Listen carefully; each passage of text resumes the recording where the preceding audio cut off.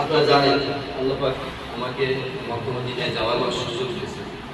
এই জন্য দুইটা তিনটে কথা আমরা বলি, আমরা যারা আছি সবাই চলে যাবো করে কোনো মাপ নেই, যেতে হবে। কবে কেটে যায় তাও জানি না।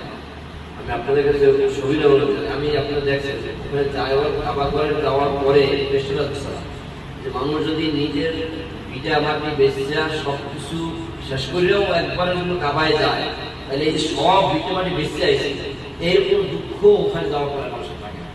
যে জায়গাটা এত মজা, আমি আপনাকে বলি এখানে তো ল থাকে পাশাপাশি সুযোগ থাকে, এটা টার্জেট হয়ে যায় না কাছে, মনে হয় কাবা ঘর মানুষকে টানে, এত বেশি আকর্ষণ করে মানুষ, মানে বা যারা চিন্তাও করে না। আমরা যারা না গেছি আমাদের যে আকুত দেখার জন্য ওখানে একবার যাওয়ার পরে এই আকুত থেকে আরো কয়েক গুণ বাড়ে। বিশেষ করে আল্লাহ রাসূল যেখানে হাঁটছে তথা তার বাড়ির সামনে, আল্লাহ রাসূল যেখানে শুয়ে আছে সেই রওজার পাশে, ঠিক আছে, যেখানে আল্লাহ রাসূল বড় হয়েছে যে সমস্ত জায়গায় আল্লাহ রাসূল নামাজ পড়ছে, সকল স্মৃতি বিজড়িত জায়গাগুলো যখন যায় মনে হয় যে আল্লাহ রাসূলের অস্তিত্ব আমি টের পাইতেছি, অস্তিত্ব দেখতেছি।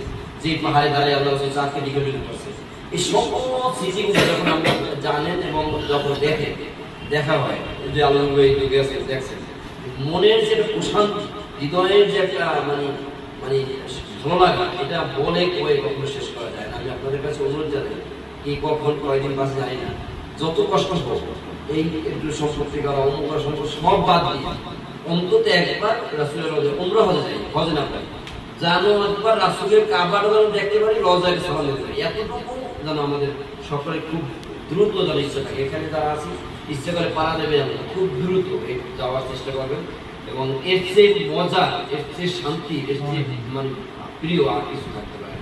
আল্লাহ